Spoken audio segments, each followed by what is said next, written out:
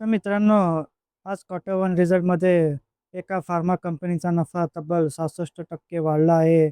एका market infrastructure कंपनीने पुन्हा दमदार निकाल जाहीर केले आहे.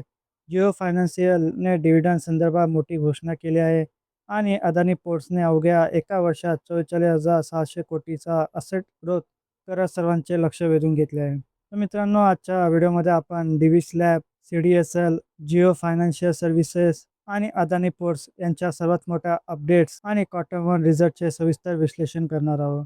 कोणत्या कंपनीचा बिझनेस सर्वात वेगाने वाढतोय, कोणत्या स्टॉकवर आता गुंतवणूकदारांनी विशेष लक्ष ठेवायला हवं, आजच्या या क्वार्टर वन रिझल्टमध्ये आज आपण सर्व समजून घेणार आहोत. चला सुरुवात करूया. नमस्कार मित्रांनो, बाजार तडकामध्ये आपलं मनापासून स्वागत आहे.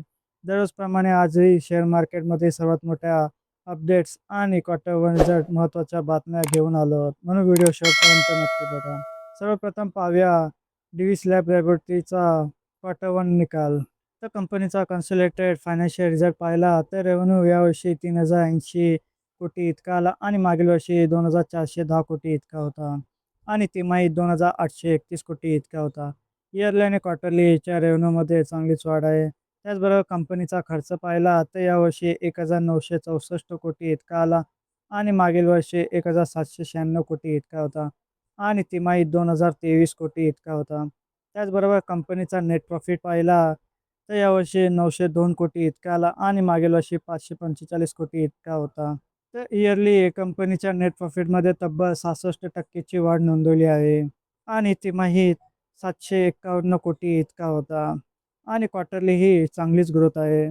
तर ग्लोबल फार्मा मार्केटमध्ये वाढती मागणी कंपनीसाठी सकारात्मक ठरत आहे. तर डिव्हिस लॅब हा भारतातील अग्रगण्य फार्मा एक्सपोर्टरपैकी एका असल्यामुळे भविष्यातही ग्रोथ कायम असण्याची अपेक्षा व्यक्त केली जात आहे. आता पाहूया स्टॉक मार्केट इन्फ्रास्ट्रक्चरमधील महत्त्वाची कंपनी म्हणजे CDSLनेही क्वार्टर वनमध्ये स्थिर आणि मजबूत निकाल जाहीर केले आहे. तर कंपनीचा कन्सोलिडेटेड फायनान्शियल रिझल्ट पाहिला तर रेव्हेन्यू यावर्षी 292 कोटी इतका आला आणि मागील वर्षी 258 कोटी इतका होता आणि तिमाही 262 कोटी इतका होता. इयरली आणि क्वार्टरली कंपनीचे रेव्हेन्यूमध्ये वाढ होत आहे. त्याचबरोबर कंपनीचा खर्च पाहिला तर यावर्षी 174 कोटी इतका आला आणि मागील वर्षी 143 कोटी इतका होता आणि तिमाहीत 163 कोटी इतका होता.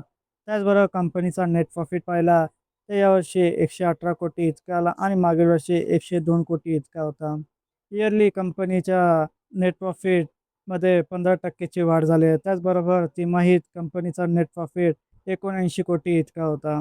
भारतातील शेअर मार्केटमध्ये नवीन गुंतवणूकदार वाढत असल्यामुळे CDSLला थेट त्याचा फायदा होत आहे.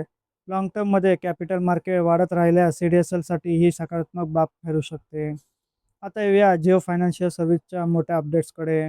तर जिओ फायनान्शियल सर्व्हिसने फायनान्शियल सर्व्हिस फायनल डिव्हिडंडसाठी रेकॉर्ड डेट जाहीर केला आहे.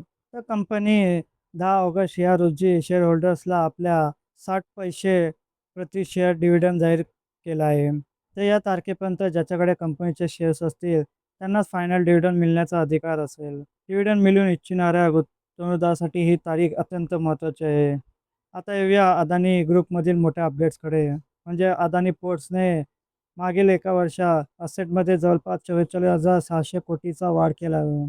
तर स्ट्रॅटेजी एक्विजिशन आणि ग्लोबल एक्सपान्शन यांच्या जोरावर ही वाढ झाली आहे. कंपनीने भारताबरोबर आंतरराष्ट्रीय स्तरावरही आपली उपस्थिती मजबूत केली आहे.